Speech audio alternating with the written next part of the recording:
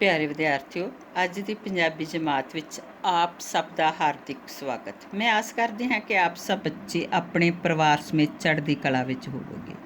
ਬੇਟਾ ਜੀ, ਅੱਜ ਅਸੀਂ CBSE ਵੱਲੋਂ ਨਿਰਧਾਰਤ ਪਾਠ ਪੁਸਤਕ ਸਾਹਿਤਕ ਕਿਰਨਾਂ ਭਾਗ 2 ਵਿੱਚ ਦਰਜ ਡਾਕਟਰ ਦਵਿੰਦਰ ਸੈਫੀ ਦੀ ਲਿਖਿਆ ਹੋਇਆ ਲੇਖ ਕਲਾਤਮਿਕ ਰੁਚੀਆਂ ਪੜ੍ਹਾਂਗੇ। ਬੇਟਾ ਜੀ, ਇਹ ਜਿਹੜਾ ਲੈਸਨ ਹੈ ਕਲਾਤਮਿਕ ਰੁਚੀਆਂ ਲੇਖ, ਇਹਦਾ ਮੈਂ ਤੁਹਾਨੂੰ ਸਾਰੇ ਦਾ ਸਾਰ ਚੰਗੀ ਤਰ੍ਹਾਂ ਸਮਝਾਵਾਂਗੀ ਔਰ ਇਸ ਦੀ ਮੈਂ PDF ਵੀ ਤੁਹਾਨੂੰ ਭੇਜ ਦੇਵਾਂਗੀ। ਬੇਟਾ ਜੀ, ਇਹ ਲੈਸਨ NCERT ਬੁੱਕਸ 'ਤੇ ਕਾਫੀ ਲੰਬਾ ਦਿੱਤਾ ਹੋਇਆ ਹੈ। ਮੈਂ ਚਾਹੁੰਦੀ ਹਾਂ ਕਿ ਤੁਸੀਂ ਇਸ ਬੁੱਕ ਤੋਂ ਦਾ ਸਾਰ ਚੰਗੀ ਤਰ੍ਹਾਂ ਸਮਝ ਲਵੋ, ਘੱਟ ਸਮੇਂ ਵਿੱਚ ਤੁਸੀਂ ਵੱਧ ਤੋਂ ਵੱਧ ਸਮਝ ਲਓ। ਇਹਦੇ ਵਿੱਚ ਡਾਕਟਰ ਦਵਿੰਦਰ ਸੈਫੀ ਦੱਸਦੇ ਨੇ ਕਿ ਹਰ ਮਨੁੱਖ ਦੇ ਅੰਦਰ ਊਰਜਾ ਦਾ ਵੱਡਾ ਭੰਡਾਰ ਹੁੰਦਾ ਹੈ। ਊਰਜਾ ਹੁੰਦੀ ਐਨਰਜੀ, ਜੋ ਕਿ ਉਸ ਲਈ ਵਰਦਾਨ ਵੀ ਬਣ ਸਕਦਾ ਹੈ ਅਤੇ ਸਰਾਪ ਵੀ। ਭਾਵ ਕਿ ਮਨੁੱਖ ਅੰਦਰਲੀ ਜਿਹੜੀ ਐਨਰਜੀ ਹੈ, ਜੇਕਰ ਤੇ ਉਹ ਠੀਕ ਤਰੀਕੇ ਨਾਲ ਉਸ ਦੀ ਵਰਤੋਂ ਕਰੇ, ਠੀਕ ਪਾਸੇ ਲਗਾਵੇ ਤਾਂ ਉਸ ਲਈ ਵਰਦਾਨ ਹੈ। ਜੇਕਰ ਉਹ ਆਪਣੀ ਐਨਰਜੀ ਨੂੰ ਕਿਸੇ ਗਲਤ ਪਾਸੇ ਲਗਾ ਦਿੰਦਾ ਹੈ ਤਾਂ ਉਹ ਉਹਦੇ ਲਈ ਸਰਾਪ ਬਣ ਜਾਂਦੀ ਹੈ। ਉਹ ਇੱਕ ਪਾਣੀ ਦੀ ਉਦਾਹਰਨ ਜੋ ਕਿ ਡੈਮ ਵਿੱਚ ਬੰਦ ਹੈ, ਉਹ ਉਦਾਹਰਨ ਦੇ ਕੇ ਸਮਝਾਉਂਦੇ ਨੇ। ਇਹ ਪ੍ਰਕਿਰਿਆ ਉਵੇਂ ਹੈ ਜਿਵੇਂ ਬੰਨ ਬਣਾ ਕੇ ਇਕੱਠੇ ਕੀਤੇ ਪਾਣੀ ਤੋਂ ਬਿਜਲੀ ਸ਼ਕਤੀ ਦਾ ਲਾਭ ਵੀ ਲਿਆ ਜਾ ਸਕਦਾ ਹੈ। ਜੇਕਰ ਅਸੀਂ ਪਾਣੀ ਨੂੰ ਡੈਮ ਵਿੱਚ ਬੰਦ ਕਰ ਦਈਏ ਤਾਂ ਉਸ ਤੋਂ ਅਸੀਂ ਬਿਜਲੀ ਬਣਾ ਸਕਦੇ ਹਾਂ, ਅਤੇ ਜੇ ਇਸੇ ਪਾਣੀ ਨੂੰ ਖੁੱਲ੍ਹਾ ਛੱਡ ਦਿੱਤਾ ਜਾਵੇ ਤਾਂ ਆਲੇ ਦੁਆਲੇ ਦੀ ਖੇਤੀ ਦੀ ਬਰਬਾਦੀ ਕਰਵਾਈ ਜਾ ਸਕਦੀ ਹੈ। ਪਾਣੀ ਤਾਂ ਬੇਟਾ ਜੀ ਉਹੋ ਹੀ ਹੈ, ਜੇਕਰ ਅਸੀਂ ਡੈਮ ਵਿੱਚ ਬੰਦ ਕਰ ਦਿੰਦੇ ਹਾਂ ਤਾਂ ਉਹ ਤੋਂ ਅਸੀਂ ਬਿਜਲੀ ਪੈਦਾ ਕਰ ਸਕਦੇ ਹਾਂ, ਜੋ ਸਾਡੇ ਲਈ, ਜਿਵੇਂ ਅਸੀਂ ਆਪਣੇ ਘਰਾਂ ਵਿੱਚ ਵਰਤਦੇ ਹਾਂ, ਆਪਣੇ ਖੇਤਾਂ ਲਈ ਟਿਊਬਵੈੱਲਾਂ ਵਾਸਤੇ ਵਰਤਦੇ ਹਾਂ, ਬਿਜਲੀ ਨਾਲ ਅਸੀਂ ਕਾਰਖਾਨੇ ਚਲਾਉਂਦੇ ਹਾਂ, ਜੋ ਕਿ ਸਾਨੂੰ ਜਿਸ ਬਿਜਲੀ ਤੋਂ ਕਾਫੀ ਲਾਭ ਹੁੰਦਾ ਹੈ। ਅਤੇ ਜੇਕਰ ਉਸੇ ਹੀ ਪਾਣੀ ਨੂੰ ਅਸੀਂ ਅਵਾਰਾ ਛੱਡ ਦਈਏ ਤਾਂ ਉਹ ਸਾਡੇ ਲਈ ਨੁਕਸਾਨਦਾਇਕ ਹੋ ਸਕਦਾ ਹੈ। ਸਾਡੀਆਂ ਫਸਲਾਂ ਦਾ ਨੁਕਸਾਨ ਕਰਦਾ ਹੈ, ਸਾਡੇ ਘਰ ਬਾਹਰ ਸਭ ਦਾ ਹੀ ਨੁਕਸਾਨ ਉਹ ਕਰ ਸਕਦਾ ਹੈ। ਜੇ ਇਸੇ ਪਾਣੀ ਨੂੰ ਖੁੱਲ੍ਹਾ ਛੱਡ ਦਿੱਤਾ ਜਾਵੇ ਤਾਂ ਆਲੇ ਦੁਆਲੇ ਦੀ ਖੇਤੀ ਦੀ ਬਰਬਾਦੀ ਕਰਵਾਈ ਜਾ ਸਕਦੀ ਹੈ। ਇਸ ਬੰਨ ਵਾਂਗ ਹੀ ਕਲਾਤਮਿਕ ਰੁਚੀ ਦਾ ਪੈਦਾ ਹੋਣਾ ਹੈ। ਇਹ ਕਲਾ ਸਾਨੂੰ ਨਿੱਜ ਤੋਂ ਮੁਕਤ ਕਰਕੇ ਸਮਾਜਿਕ ਨਿੱਜ ਨਾਲ ਜੋੜਦੀ ਹੈ। ਇਹ ਅਸਲੀ ਖੁਸ਼ੀ ਜਾਂ ਸਦੀਵੀ ਉਤਸ਼ਾਹ ਦਾ ਸੋਮਾ ਹੈ। ਸਿੱਟੇ ਵਜੋਂ ਹਰ ਇੱਕ ਮਨੁੱਖ ਨੂੰ ਆਪਣੀ ਕਲਾਤਮਿਕ ਸੁਭਾਵਨਾ ਵਿਕਸਿਤ ਕਰਨ ਲਈ ਲਗਾਤਾਰ ਯਤਨਸ਼ੀਲ ਰਹਿਣਾ ਚਾਹੀਦਾ ਹੈ। ਭਾਵ ਕਿ ਜੋ ਸਾਡੇ ਅੰਦਰ ਕਲਾ ਛਿਪੀ ਹੋਈ ਹੈ ਉਸ ਨੂੰ ਪ੍ਰਗਟ ਕਰਨਾ ਚਾਹੀਦਾ ਹੈ। ਹਰ ਮਨੁੱਖ ਦੇ ਅੰਦਰ ਕੋਈ ਨਾ ਕੋਈ ਕਲਾ ਹੁੰਦੀ ਹੈ। ਜਿਵੇਂ ਇੱਕ ਘੁਮਿਆਰ ਆ, ਭਾਂਡੇ ਬਣਾਉਂਦਾ ਹੈ, ਉਹਨੂੰ ਮਿੱਟੀ ਦੇ ਭਾਂਡੇ ਬਣਾਉਣ ਦੀ ਉਸ ਦੇ ਅੰਦਰ ਕਲਾ ਹੈ। ਇੱਕ ਮੋਚੀ ਹੈ, ਜੁੱਤੀ ਗੰਢਦਾ ਹੈ। ਜੇਕਰ ਅਸੀਂ ਚਾਹੀਏ ਕਿ ਮੋਚੀ ਵਾਂਗ ਅਸੀਂ ਵੀ ਜਿਹੜੀ ਆਪਣੀ ਜੁੱਤੀ, ਆਪਣਾ ਸ਼ੂ ਜਿਹੜਾ ਉਹ ਗੰਢ ਲਈਏ ਤਾਂ ਅਸੀਂ ਗੰਢ ਨਹੀਂ ਸਕਦੇ, ਕਿਉਂਕਿ ਉਹਦੇ ਅੰਦਰ ਉਹ ਕਲਾ ਹੈ। ਕਈਆਂ ਨੂੰ ਗਾਉਣ ਦੀ ਕਲਾ ਹੁੰਦੀ ਹੈ, ਕਈਆਂ ਨੂੰ ਨੱਚਣ ਦੀ ਕਲਾ ਹੁੰਦੀ ਹੈ, ਡਾਂਸ ਕਰਨ ਦੀ ਕਲਾ ਹੁੰਦੀ ਹੈ, ਪਰ ਹਰ ਮਨੁੱਖ ਦੇ ਅੰਦਰ ਕੋਈ ਨਾ ਕੋਈ ਕਲਾ ਛਿਪੀ ਹੁੰਦੀ ਹੈ। ਇਹਨੂੰ ਸਾਨੂੰ ਉਜਾਗਰ ਕਰਨ ਲਈ ਕੋਸ਼ਿਸ਼ ਕਰਦੇ ਰਹਿਣਾ ਚਾਹੀਦਾ ਹੈ। ਅਜਿਹਾ ਸਿਰਜਕ ਵਿਅਕਤੀ ਜਿਸ ਦੀ ਸਿਰਜਣਾ ਆਪਣੇ ਸਵਾਰਥ ਅਤੇ ਲਾਭਾਂ ਤੋਂ ਮੁਕਤ ਹੋਵੇ, ਨਿਸ਼ਚੈ ਹੀ ਪ੍ਰਕਿਰਤੀ, ਸਮਾਜ ਅਤੇ ਸੱਭਿਆਚਾਰ ਲਈ ਵਰਦਾਨ ਸਿੱਧ ਹੁੰਦਾ ਹੈ। ਇਹਦੀ ਪਛਾਣ ਕਿਸ ਤਰ੍ਹਾਂ ਕਰ ਸਕਦੇ ਅਸੀਂ? ਜਿਹੜੀਆਂ ਸਾਡੇ ਅੰਦਰ ਕਲਾ ਛਿਪੀ ਹੋਈ ਹੈ, ਕਲਾਤਮਿਕ ਰੁਚੀਆਂ ਛੁਪੀਆਂ ਹੋਈਆਂ ਹਨ, ਉਸ ਦੀ ਅਸੀਂ ਪਛਾਣ ਕਿਵੇਂ ਕਰ ਸਕਦੇ ਹਾਂ? ਕਲਾਤਮਿਕ ਰੁਚੀਆਂ ਦੀ ਪਛਾਣ ਕਿਵੇਂ ਕੀਤੀ ਜਾ ਸਕਦੀ ਹੈ? ਕਲਾਤਮਿਕ ਰੁਚੀਆਂ ਦੀ ਪਛਾਣ ਦੀ ਸਮੱਸਿਆ ਮਨੋਵਿਗਿਆਨਿਕ ਸਮੱਸਿਆ ਹੈ। ਦਰਅਸਲ ਪੜ੍ਹਾਈ, ਵਿਸ਼ਾ ਚੋਣ, ਕਿੱਤਾ ਚੋਣ, ਡਿਗਰੀ ਚੋਣ, ਨੌਕਰੀ, ਲਾਲਸਾ ਆਦਿ ਦੀ ਚੋਣ ਸਮੇਂ ਸਮਾਜਿਕ ਸਮੂਹਨ ਅਧੀਨ ਫੈਸਲੇ ਲੈ ਜਾਂਦੇ ਹਨ। ਇਹਨਾਂ ਦੀ ਚੋਣ ਦੌਰਾਨ ਕਿਸੇ ਮਨੁੱਖ ਦੇ ਰੁਝਾਨ ਅਤੇ ਬੁੱਧੀ ਯੋਗਤਾ ਨੂੰ ਆਮ ਤੌਰ 'ਤੇ ਨਜ਼ਰਅੰਦਾਜ਼ ਕੀਤਾ ਜਾਂਦਾ ਹੈ। ਸਮਾਜ ਸਮੂਹਨ ਪਿੱਛੇ ਸਮਾਜਿਕ ਪਦਾਰਥ, ਮਹੱਤਵ, ਪੂੰਜੀ, ਪ੍ਰਾਪਤੀ ਅਤੇ ਸਟੇਟਸ ਸਿੰਬਲ ਦੀ ਭਾਵਨਾ ਪੈਦਾ ਹੋ ਜਾਂਦੀ ਹੈ। ਸਿੱਟੇ ਵਜੋਂ ਵਿਅਕਤੀ ਦੀ ਬਾਹਰੀ ਸੰਰਚਨਾ ਅਤੇ ਅਰਧ ਚੇਤਨਾ ਸੰਰਚਨਾ ਵਿਚਾਲੇ ਭਾਰੀ ਦਰਾਰ ਪੈ ਜਾਂਦੀ ਹੈ। ਇਸ ਦਰਾਰ ਨੂੰ ਸਮਾਜਿਕ ਭ੍ਰਿਸ਼ਟਾਚਾਰਾਂ ਜਾਂ ਆਡੰਬਰੀ ਸਰਗਰਮੀਆਂ ਨਾਲ ਭਰਨ ਦੀ ਕੋਸ਼ਿਸ਼ ਕੀਤੀ ਜਾਂਦੀ ਹੈ। ਇਹ ਦਰਾਰ ਕਈ ਵਾਰ ਅਜਿਹੀ ਖੰਡਿਤ ਸ਼ਖਸੀਅਤ ਨੂੰ ਜਨਮ ਦਿੰਦੀ ਹੈ ਜੋ ਨਾ ਤਾਂ ਆਪਣੇ ਆਪ ਲਈ ਹੀ ਅਤੇ ਨਾ ਹੀ ਸਮਾਜ ਲਈ ਸ਼ੁਭ ਸਿੱਧ ਹੁੰਦੀ ਹੈ।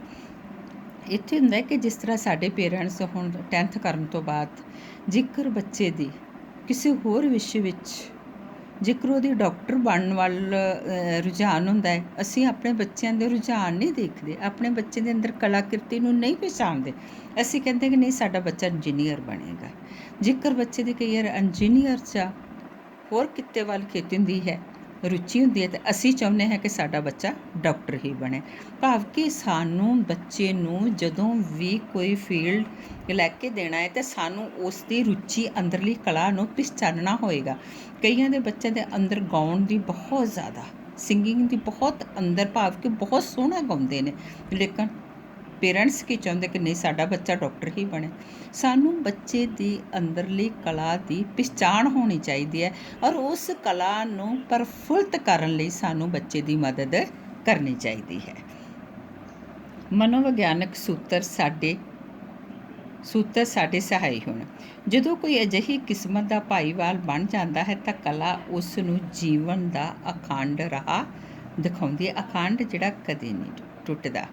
ਭਾਵ ਕਿ ਜੇਕਰ ਸਾਡੀ ਕਿਸਮਤ ਚੰਗੀ ਹੋਵੇ ਤਾਂ ਸਾਨੂੰ ਅਜਿਹਾ ਹੀ ਕੋਈ ਸਾਡਾ ਭਾਈਵਾਲ, ਸਾਡਾ ਭੈਣ ਭਰਾ, ਸਾਡੇ ਪੇਰੈਂਟਸ ਕੋਈ ਅਜਿਹਾ ਹੋ ਜਾਵੇ ਕਿ ਸਾਡੀ ਕਲਾ ਨੂੰ ਪਛਾਣੇ ਅਤੇ ਸਾਨੂੰ ਉਸ ਕਲਾ ਨੂੰ ਉਤਸ਼ਾਹਿਤ ਕਰਨ ਵਾਸਤੇ ਸਾਡਾ ਸਾਥ ਦੇਵੇ। ਉਹ ਕਲਾਤਮਿਕ ਕਾਰਜ ਨਾਲ ਜੁੜ ਕੇ ਆਪਣੇ ਸਾਰੇ ਬਖਰਾਓ ਨੂੰ ਸਮੁੱਚਤਾ ਦਿੰਦਾ ਹੈ। ਫਿਰ ਉਹ ਮੰਡੀ ਵਿੱਚ ਖਿਲਰੇ ਪਏ ਆਪਣੇ ਟੋਟਿਆਂ ਨੂੰ ਇਕੱਠੇ ਕਰਕੇ ਆਪਣੀ ਕੀਮਤੀ ਸਿਰਜਨਾਤਮਕ ਹੋਂਦ ਨਾਲ ਗਲਵੱਕੜੀ ਪਾ ਸਕਦਾ ਹੈ।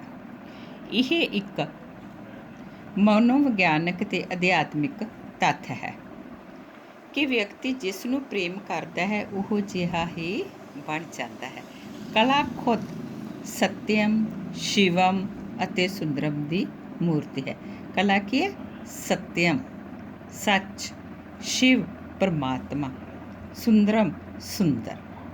ਇਹਦੇ ਵਿੱਚ ਬਹੁਤ ਵੱਡਾ ਬੇਟਾ ਜੀ ਇੱਕ ਰਾਜ ਹੈ। ਦੇਖੋ ਸੱਤ ਕੀ ਹੈ? ਸੱਚ ਕੀ ਹੈ?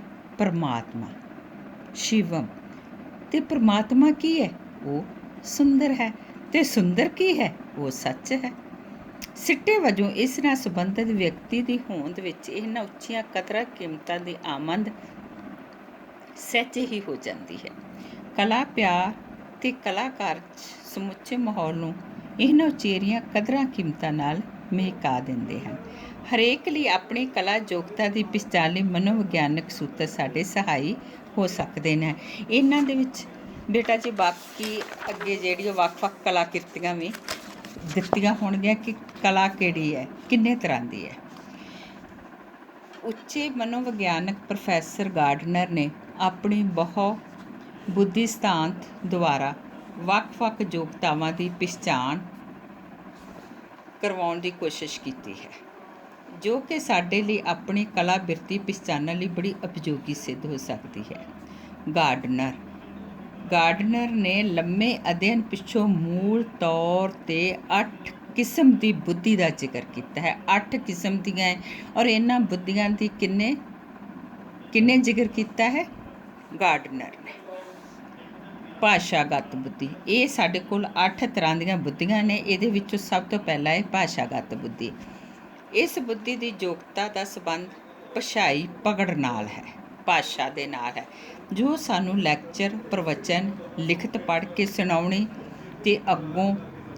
ਅਤੇ ਕਿਸੇ ਅੱਗੇ ਆਪਣਾ ਪੱਖ ਚੰਗੀ ਤਰ੍ਹਾਂ ਰੱਖਣਾ ਆਉਂਦਾ ਹੈ ਤਾਂ ਅਸੀਂ ਭਾਸ਼ਾਈ ਬੁੱਧੀ ਦੇ ਮਾਲਕ ਹਾਂ। ਜਿਸ ਤਰ੍ਹਾਂ ਕਈ ਲੈਕਚਰ ਬਹੁਤ ਸੋਹਣਾ ਦੇ ਸਕਦੇ ਨੇ, ਸਟੇਜ 'ਤੇ ਜਾ ਕੇ ਬੋਲ ਸਕਦੇ ਨੇ। ਹਰ ਇੱਕ ਵਿਅਕਤੀ ਦੇ ਵਿੱਚ ਇਹ ਗੁਣ ਨਹੀਂ ਹੁੰਦਾ, ਲੇਕਿਨ ਕਿਸੇ ਦੇ ਵਿੱਚ ਹੁੰਦਾ ਹੈ। ਕੋਈ ਕਵਿਤਾ ਬਹੁਤ ਸੋਹਣੀ ਜਾ ਕੇ ਸਟੇਜ 'ਤੇ ਬੋਲ ਸਕਦਾ, ਲੈਕਚਰ ਦੇ ਸਕਦਾ ਹੈ, ਭਾਸ਼ਣ ਦੇ ਸਕਦਾ ਹੈ, ਆਪਣੀਆਂ ਲਿਖਤਾਂ ਜਿਹੜੀਆਂ ਪੜ੍ਹ ਕੇ ਬਹੁਤ ਸੋਹਣੇ ਉਤਰਾਅ ਚੜ੍ਹਾਅ ਦੇ ਨਾਲ ਸੁਣਾ ਸਕਦਾ ਹੈ। ਇਹ ਹੁੰਦੀ ਭਾਸ਼ਾਗਤ ਬੁੱਧੀ। ਇਹ ਸਾਰੇ ਵਿਅਕਤੀਆਂ ਦੇ ਵਿੱਚ ਨਹੀਂ ਹੁੰਦੀ, ਕਈਆਂ ਦੇ ਵਿੱਚ ਬਹੁਤ ਇਹ ਜਿਹੜੀ ਯੋਗਤਾ ਹੁੰਦੀ ਹੈ। ਇਸ ਯੋਗਤਾ ਦੇ ਫਲ ਸਰੂਪ ਅਸੀਂ ਕਹਾਣੀਆਂ ਲਿਖ ਸਕਦੇ ਹਾਂ, ਪੜ੍ਹ ਸਕਦੇ ਹਾਂ। ਵਾਰਤਕਕਾਰ, ਨਾਵਲਕਾਰ, ਸ਼ਾਇਰ, ਅਨੁਵਾਦਕ ਵਜੋਂ ਅਸੀਂ ਆਪਣੀ ਪ੍ਰਤਿਭਾ ਨਿਖਾਰ ਤੇ ਸਵਾਰ ਸਕਦੇ ਹਾਂ। ਔਰ ਜਿਹਨਾਂ ਦੇ ਅੰਦਰ ਕਹਾਣੀ ਲਿਖਣ, ਨਾਟਕ ਲਿਖਣ, ਇਕਾਂਗੀ ਲਿਖਣ, ਕਵਿਤਾਵਾਂ ਵੱਖ-ਵੱਖ ਤਰ੍ਹਾਂ ਦੇ ਲਿਖਣ, ਛੋਟੀਆਂ ਕਹਾਣੀਆਂ ਵੱਡੀਆਂ ਲਿਖਣ ਦੀ ਕਲਾ ਹੋਵੇ ਤਾਂ ਉਹਨਾਂ ਦੀ ਇਸ ਭਾਸ਼ਾਗਤ ਬੁੱਧੀ ਜਿਹੜੀ ਆ ਉਹ ਪ੍ਰਬਲ ਹੁੰਦੀ ਹੈ। ਤਾਰਕਿਕ ਗਣਿਤਿਕ ਬੁੱਧੀ। ਗਣਿਤਿਕ ਇਸ ਬੁੱਧੀ ਦਾ ਸੰਬੰਧ ਸਾਡੀ ਤਾਰਕਿਕ ਤੇ ਗਣਿਤਿਕ ਯੋਗਤਾ ਨਾਲ ਹੈ। ਇਸ ਬੁੱਧੀ ਕਾਰਨ ਅਸੀਂ ਖੁਦ ਨੂੰ ਕਲਾ ਖੇਤਰ ਵਿੱਚ ਵਾਦ ਵਿਵਾਦ ਪ੍ਰਤੀਯੋਗੀ ਬਣਾ ਸਕਦੇ ਹਾਂ। ਐਡਵੈਂਚਰ ਨਾਲ ਸੰਬੰਧਿਤ ਕਲਾ ਪ੍ਰੋਜੈਕਟ, ਗਣਿਤਿਕ ਖੇਡਾਂ, ਹਿਸਾਬ ਨਾਲ ਜਿਹੜੀਆਂ ਹੁੰਦੀਆਂ ਨੇ ਮੈਥ ਦੇ ਨਾਲ, ਕੰਪਿਊਟਰ ਕਲਾ ਅਤੇ ਖੇਡਾਂ ਨਾਲ ਸੰਬੰਧਿਤ ਹੋ ਸਕਦੇ ਹਾਂ। ਇਹਦੇ ਵਿੱਚ ਕਿਹੜਾ ਆਉਂਦਾ ਹੈ? ਮੈਥ, ਕੰਪਿਊਟਰ, ਔਰ ਇਹਨਾਂ ਦੇ ਨਾਲ ਵੱਖ-ਵੱਖ ਤਰ੍ਹਾਂ ਦੇ ਪ੍ਰੋਜੈਕਟ ਬਣਾਉਣੇ। ਖੇਡਾਂ ਨਾਲ ਸੰਬੰਧਿਤ ਹੋ ਸਕਦੇ ਹਾਂ। ਕਲਾਤਮਿਕ ਖੇਤਰ ਵਿੱਚ ਅੰਕਾਂ ਤੇ ਆਕਾਰਾਂ ਨਾਲ ਸੰਬੰਧਿਤ ਨਵੀਆਂ ਖੇਡਾਂ ਦੀ ਇਜਾਦ ਵੀ ਕਰ ਸਕਦੇ ਹਾਂ। ਅੱਗੇ ਹੈ ਦ੍ਰਿਸ਼ਟੀਗਤ। ਦ੍ਰਿਸ਼ਟੀ ਹੁੰਦੀ ਦੇਖਣਾ। ਦ੍ਰਿਸ਼ਟੀਗਤ ਸਪੇਸਗਤ ਬੁੱਧੀ।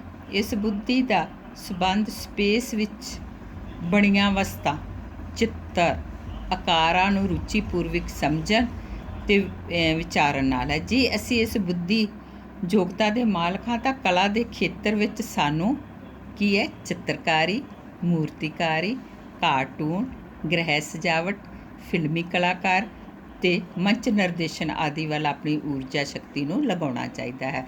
ਭਾਵੇਂ ਕਈ ਬਹੁਤ ਸੋਹਣੀਆਂ ਪੇਂਟਿੰਗਾਂ ਬਣਾ ਲੈਂਦੇ ਨੇ, ਵੱਖ-ਵੱਖ ਰੰਗਾਂ ਦੇ ਨਾਲ ਪੇਂਟਿੰਗਸ ਬਣਾਉਂਦੇ ਨੇ, ਚਿੱਤਰਕਾਰ ਬਣ ਸਕਦੇ ਨੇ, ਪੱਥਰਾਂ ਤੋਂ ਮੂਰਤੀਆਂ ਬਣਾ ਸਕਦੇ ਨੇ, ਉਹਨਾਂ ਨੂੰ ਆਪਣੀ ਮਰਜ਼ੀ ਦੇ ਨਾਲ ਸ਼ੇਪ ਦੇ ਸਕਦੇ ਨੇ। ਅਤੇ ਕਈ ਕਾਰਟੂਨ ਬਣਾਉਣ ਵਿੱਚ ਬੜੇ ਮਾਹਰ ਹੁੰਦੇ ਨੇ। ਕਈ ਘਰਾਂ ਨੂੰ ਸਜਾਉਣ ਦੇ ਵੱਖ-ਵੱਖ ਤਰੀਕਿਆਂ ਨੂੰ ਜਾਣਦੇ ਨੇ। ਫਿਲਮੀ ਕਲਾਕਾਰ ਹੁੰਦੇ ਨੇ। ਉਹ ਸਾਰੇ ਜਿਹੜੇ ਨੇ ਇਹ ਸਾਰੇ ਦ੍ਰਿਸ਼ਟੀਗਤ ਸਪੇਸਗਤ ਬੁੱਧੀ ਦੇ ਵਿੱਚ ਆਉਂਦੇ ਨੇ। ਅੱਗੇ ਆ ਸੰਗੀਤਕ ਰੁਚੀ। ਕਈਆਂ ਨੂੰ ਸੰਗੀਤ ਵਿੱਚ ਬਹੁਤ ਰੁਚੀ ਹੁੰਦੀ ਹੈ, ਗਾਉਣ ਦੇ ਵਿੱਚ ਹੁੰਦੀ ਹੈ। ਤੁਸੀਂ ਕਈ ਵਾਰ ਦੇਖਣਾ ਕਿ ਕਈ ਬੱਚੇ ਕਈ ਵਾਰ ਟੇਬਲ 'ਤੇ ਬੈਠੇ ਹੋਏ, ਟੇਬਲ 'ਤੇ ਹੀ ਉੱਤੇ ਹੱਥ ਮਾਰ ਕੇ ਉਹਨੂੰ ਆਪਣਾ ਕੁਝ ਨਾ ਕੁਝ ਉਹ ਆਵਾਜ਼ਾਂ ਕੱਢ ਰਹੇ ਹੁੰਦੇ ਨੇ। ਜੇ ਕੋਈ ਰਸੋਈ ਵਿੱਚ ਖੜਾ ਹੈ ਤਾਂ ਉਹਨੇ ਕੋਈ ਬਰਤਨ ਨੂੰ ਫੜ ਕੇ ਉਹਨੂੰ ਵਜਾਉਣਾ ਸ਼ੁਰੂ ਕਰ ਦਿੰਦਾ ਹੈ, ਪਰ ਉਸ ਦੇ ਵਿੱਚ ਸੰਗੀਤਕ ਰੁਚੀ ਹੁੰਦੀ ਹੈ। ਇਸ ਬੁੱਧੀ ਦਾ ਸੰਬੰਧ ਵਿਅਕਤੀ ਦੀ ਸੰਗੀਤਕ ਰੁਚੀ ਤੇ ਯੋਗਤਾ ਨਾਲ ਹੈ।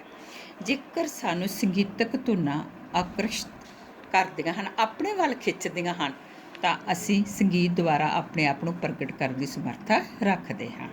ਸਾਨੂੰ ਆਪਣੀ ਸੰਗੀਤਕ ਬੁੱਧੀ ਦੀ ਯੋਗਤਾ ਪਛਾਣ ਲੈਣੀ ਚਾਹੀਦੀ ਹੈ। ਸੰਗੀਤ ਕਲਾ ਦੀ ਮੁਹਾਰਤ ਨੂੰ ਨਿਖਾਰਨ ਸੰਵਾਰਨ ਨਾਲ ਕਿਸੇ ਸਾਜ਼ ਵਜਾਉਣ ਦੀ ਸਿੱਖਿਆ ਲੈਣ, ਕਿਸੇ ਸਾਹਿਤਕ ਰਚਨਾ ਨੂੰ ਸੰਗੀਤਬੱਧ ਕਰਨ, ਕਿਸੇ ਸਾਜ਼ ਦੀ ਇਜਾਦ ਕਰਨ, ਸੰਗੀਤਕ ਧੁਨਾਂ ਨੂੰ ਮੌਲਿਕ ਰੰਗ ਵਿੱਚ ਪੇਸ਼ ਕਰਨ ਦੀ ਮੁਹਾਰਤ ਜੁੜਦਿਆਂ ਗੀਤਕਾਰ ਅਤੇ ਸੰਗੀਤਕਾਰ ਦੀਆਂ ਕਲਾਵਾਂ ਨੂੰ ਨਿਖਾਰਨ ਸੰਵਾਰਨ ਵਿੱਚ ਆਪਣੀ ਊਰਜਾ ਸ਼ਕਤੀ ਨੂੰ ਨਿਯੋਜਿਤ ਕਰਨਾ ਚਾਹੀਦਾ ਹੈ। ਤਾਂ ਸਾਨੂੰ ਜੇਕਰ ਅਜਿਹੇ ਬੱਚਿਆਂ ਦੇ ਵਿੱਚ ਅਜਿਹੇ ਗੁਣ ਨੇ, ਆਵਾਜ਼ ਸੋਹਣੀ ਹੈ ਔਰ ਉਹ ਹਰ ਇੱਕ ਜਿੱਥੋਂ ਵੀ ਕਿਤੇ ਉਹਨੂੰ ਆਵਾਜ਼ ਆ ਰਹੀ ਹੈ ਤਾਂ ਉਸੇ ਤਰ੍ਹਾਂ ਦੀ ਆਵਾਜ਼ ਕੱਢਣੀ ਚਾਹੁੰਦਾ ਹੈ, ਤਾਂ ਉਸ ਨੂੰ ਸੰਗੀਤ ਵੱਲ ਸਾਨੂੰ ਉਹਨੂੰ ਪ੍ਰੇਰਨਾ ਦੇਣੀ ਚਾਹੀਦੀ ਹੈ, ਪ੍ਰੇਰਿਤ ਕਰਨਾ ਚਾਹੀਦਾ ਹੈ। ਉਸ ਨੂੰ ਆਪਣੀ ਕਲਾ ਨੂੰ ਉਜਾਗਰ ਕਰਕੇ ਇਸ ਦੁਨੀਆ ਦੇ ਸਾਹਮਣੇ ਲਿਆਉਣਾ ਚਾਹੀਦਾ ਹੈ। ਅੱਗੇ ਹੈ ਸਰੀਰਗਤ ਬੁੱਧੀ। ਇਹਦੇ ਵਿੱਚ ਆ ਜਾਂਦੇ ਨੇ ਵੱਖ-ਵੱਖ ਨੱਚਣ ਵਾਲੇ। ਨੱਚਣ, ਕੁੱਦਣ, ਗਿੱਧਾ ਪਾਉਣਾ, ਡਾਂਸ ਕਰਨਾ, ਭੰਗੜਾ ਪਾਉਣਾ। ਇਹਦੇ ਵਿੱਚ ਆਪਣੇ ਸਰੀਰ ਨੂੰ ਵੱਖ-ਵੱਖ ਸ਼ੇਪ ਦੇ ਕੇ। ਇਸ ਦਾ ਸੰਬੰਧ ਵਿਅਕਤੀ ਦੀ ਸਰੀਰਕ ਕਿਰਿਆ ਕੁਸ਼ਲਤਾ ਅਤੇ ਸਰੀਰਕ ਕਿਰਿਆ ਹੁਨਰ ਨਾਲ ਹੈ। ਹੁਨਰ ਹੁੰਦੀ ਕਲਾ। ਜੇਕਰ ਕਿਸੇ ਦੀ ਰੁਚੀ ਨੱਚਣ, ਖੇਡਣ, ਤੈਰਨ ਆਦਿ ਵਿੱਚ ਹੈ ਤਾਂ ਉਸ ਵਿੱਚ ਇਸ ਬੁੱਧੀ ਦੀ ਪ੍ਰਧਾਨਤਾ ਹੈ। ਕਿਹੜੀ ਦੀ? ਸਰੀਰਗਤ ਬੁੱਧੀ ਦੀ। ਇਸ ਬੁੱਧੀ ਦੀ ਨ੍ਰਿਤ ਕਲਾਵਾਂ ਜਿੰਨੀਆਂ ਵੀ ਇਹਦੇ ਨਾਲ ਨ੍ਰਿਤ ਕਲਾਵਾਂ ਦੇ ਵਿੱਚ ਆ ਜਾਂਦੀਆਂ ਦੀ ਚੋਣ ਬੇਹੱਦ ਢੁਕਵੀਂ ਹੈ। ਲੋਕ ਨਾਚਾਂ ਨੂੰ ਵਿਧੀਵੱਧ ਰੂਪ ਵਿੱਚ ਸਿੱਖ ਕੇ ਪੇਸ਼ਕਾਰੀ ਸਮੇਂ ਇਹਨਾਂ ਨਾਚਾਂ ਵਿੱਚ ਨਵੇਂ ਮੌਲਿਕ ਰੰਗ ਭਰ ਕੇ ਇਸ ਬੁੱਧੀ ਦੀ ਵਿਸ਼ੇਸ਼ ਵਰਤੋਂ ਕੀਤੀ ਜਾ ਸਕਦੀ ਹੈ। ਇਸ ਤੋਂ ਬਿਨਾਂ ਨਾਟਕੀ ਕਲਾਵਾਂ ਤੋਂ ਨਕਲ ਕਲਾਵਾਂ ਨੂੰ ਵੀ ਅਪਣਾਇਆ ਜਾ ਸਕਦਾ ਹੈ। ਜਿਹੜੀਆਂ ਨਾਟਕੀ ਕਲਾ ਅਤੇ ਜਾਂ ਕਿਸੇ ਦੀ ਨਕਲ ਕਰਨੀ, ਉਹ ਵੀ ਜਿਹੜੀ ਸਰੀਰਗਤ ਬੁੱਧੀ ਦੇ ਵਿੱਚ ਆ ਜਾਂਦੀ ਹੈ। ਅੱਗੇ ਹੈ ਤਾਲਮੇਲ ਬੁੱਧੀ। ਇਸ ਬੁੱਧੀ ਦਾ ਸੰਬੰਧ ਆਪਸੀ ਸੰਬੰਧਾਂ ਵਿੱਚ ਡੂੰਘਾਈ, ਸਮਝ ਅਤੇ ਵਿਸ਼ਾਲਤਾ ਲਿਆਉਣ ਦੀ ਯੋਗਤਾ ਨਾਲ ਹੈ। ਲੇਖਣ ਕਲਾ ਵਿੱਚ ਤੁਲਨਾਤਮਕ ਪੱਖੋਂ ਨਿਰਪੱਖ ਹੋ ਕੇ ਕੀਤੀ ਗਈ ਵਿਸ਼ਲੇਸ਼ਣੀ ਪ੍ਰਕਿਰਿਆ ਸਮਾਜ ਸੱਭਿਆਚਾਰ ਲਈ ਅਹਿਮ ਵਰਦਾਨ ਸਿੱਧ ਹੋਵੇਗੀ। ਲੇਖਣ ਕਲਾ ਦੇ ਖੇਤਰ ਵਿੱਚ ਨਾਟ ਸਾਹਿਤ ਤੇ ਰੰਗਮੰਚੀ ਕਲਾ ਨੂੰ ਵੀ ਅਪਣਾਇਆ ਜਾ ਸਕਦਾ ਹੈ। ਰੰਗਮੰਚੀ ਜਿਹੜੀ ਅਸੀਂ ਸਟੇਜ ਉੱਤੇ ਜਾ ਕੇ ਆਪਣੀ ਕਲਾ ਪੇਸ਼ ਕਰਦੇ ਹਾਂ। ਸਮਾਜਿਕ ਬੁੱਧੀ ਹੋਣ ਕਰਕੇ ਲਿਖਤ ਕਲਾਵਾਂ ਵਿੱਚ ਸਮਾਜਿਕ ਮੁੱਦਿਆਂ ਅਤੇ ਨਿੱਜੀ ਵਿਚਾਰ ਸੁਝਾਵਾਂ ਅਤੇ ਵਾਰਤਕ ਤੇ ਵਿਅੰਗ ਲਿਖੇ ਜਾ ਸਕਦੇ ਹਨ। ਤਾਲਮੇਲ ਹੁੰਦੀ ਹੈ ਕਿ ਸਾਨੂੰ ਆਪਸ ਵਿੱਚ ਪਿਆਰ ਦੇ ਨਾਲ ਆਪਸ ਵਿੱਚ ਇੱਕ ਦੂਜੇ ਦੇ ਨਾਲ ਵਧੀਆ ਸੰਬੰਧ ਬਣਾ ਕੇ ਰੱਖਣਾ। ਸਵੈਮੁਖੀ ਹੁੰਦੀ ਕਿ ਆਪਣੇ ਅੰਦਰਲੀ ਕਲਾ ਨੂੰ, ਤੁਹਾਡੇ ਅੰਦਰ ਕੀ ਵਿਚਾਰ ਨੇ, ਤੁਸੀਂ ਉਹਨੂੰ ਕਿਸ ਤਰ੍ਹਾਂ ਪੇਸ਼ ਕਰ ਸਕਦੇ ਹੋ। ਸਾਹਿਤ ਦੁਆਰਾ ਲਿਖ ਕੇ ਪੇਸ਼ ਕਰ ਸਕਦੇ ਹੋ, ਗਾ ਕੇ ਪੇਸ਼ ਸਕਦੇ ਹੋ, ਚਿੱਤਰ ਬਣਾ ਕੇ ਪੇਸ਼ ਕਰ ਸਕਦੇ ਹੋ, ਕਿਸੇ ਮੂਰਤੀ ਦੇ ਦੁਆਰਾ ਪੇਸ਼ ਕਰਦੇ ਹੋ। ਉਹ ਜਿਹੜੀ ਉਹ ਸਾਰੀਆਂ ਸਵੈਮੁਖੀ ਬੁੱਧੀ ਦੇ ਵਿੱਚ ਆਵੇਗੀ। ਅੱਗੇ ਆ ਜਾਂਦੀ ਪ੍ਰਕਿਰਤੀਗਤ ਬੁੱਧੀ। ਇਸ ਬੁੱਧੀ ਯੋਗਤਾ ਦਾ ਸੰਬੰਧ ਕਿਸੇ ਮਨੁੱਖ ਦੇ ਕੁਦਰਤ ਨਾਲ ਲਗਾਵ ਅਤੇ ਉਸ ਪ੍ਰਤੀ ਸਮਰੱਥਾ ਹੈ। ਜੇ ਅਸੀਂ ਕੁਦਰਤੀ ਵਰਤਾਰਿਆਂ ਨੂੰ ਜਾਣਨ ਵਿੱਚ ਰੁਚੀ ਰੱਖਦੇ ਹਾਂ ਅਤੇ ਕੁਦਰਤੀ ਸੋਮਿਆਂ ਪ੍ਰਤੀ ਚਿੰਤਨਸ਼ੀਲ ਨਜ਼ਰ ਰੱਖਦੇ ਹਾਂ ਅਤੇ ਕੁਦਰਤੀ ਚੱਕਰ ਪ੍ਰਤੀ ਅਧਿਐਨ ਝੁਕਾਅ ਰੱਖਦੇ ਹਾਂ। ਇਹਦੇ ਵਿੱਚ ਦੇਖੋ ਕਿ ਜਦੋਂ ਅਸੀਂ ਕਿਤੇ ਵੀ ਹਿੱਲੀ ਏਰੀਆ ਦੇ ਵਿੱਚ ਜਾਂਦੇ ਹਾਂ, ਸਾਨੂੰ ਪ੍ਰਕਿਰਤਿਕ ਆਪਣੇ ਵੱਲ ਖਿੱਚ ਕੇ ਰੱਖਦੀ ਹੈ। ਜੇਕਰ ਦੇਖੋ ਕਿ ਜੇਕਰ ਝਰਨਾ ਚੱਲ ਰਿਹਾ ਹੈ, ਝਰਨੇ ਤੋਂ ਪਾਣੀ ਡਿੱਗ ਰਿਹਾ ਹੈ, ਤਾਂ ਉਹਦੀ ਸਾਨੂੰ ਜਿਹੜੀ ਆਵਾਜ਼ ਆਪਣੇ ਵੱਲ ਖਿੱਚੇਗੀ। ਪ੍ਰਕਿਰਤੀ ਜਿਹੜੇ ਦਰਖਤ ਹਿੱਲਣਗੇ, ਪੱਤੇ ਹਿੱਲਣਗੇ, ਤਾਂ ਉਹ ਸਾਨੂੰ ਆਪਣੇ ਵੱਲ ਖਿੱਚਣਗੇ। ਔਰ ਇਹ ਜਿਹੜੇ ਸਾਰੇ ਜਿਹੜੇ ਆ ਉਹ ਆ ਜਾਂਦੇ ਪ੍ਰਕਿਰਤਿਕ ਬੁੱਧੀ ਵੱਲ। ਇਸੇ ਤਰ੍ਹਾਂ ਹੀ ਧਾਰਮਿਕ ਅਧਿਆਤਮਿਕ ਪ੍ਰਕਿਰਤੀ ਦੀ ਭੂਮਿਕਾ ਮਨੁੱਖ ਦੀ ਬੁੱਧੀ ਤੇ ਜਨਮਜਾਤ ਰੁਚੀਆਂ ਵੱਲ ਮੌਲਿਕ ਵਖਰੇਵਾਂ।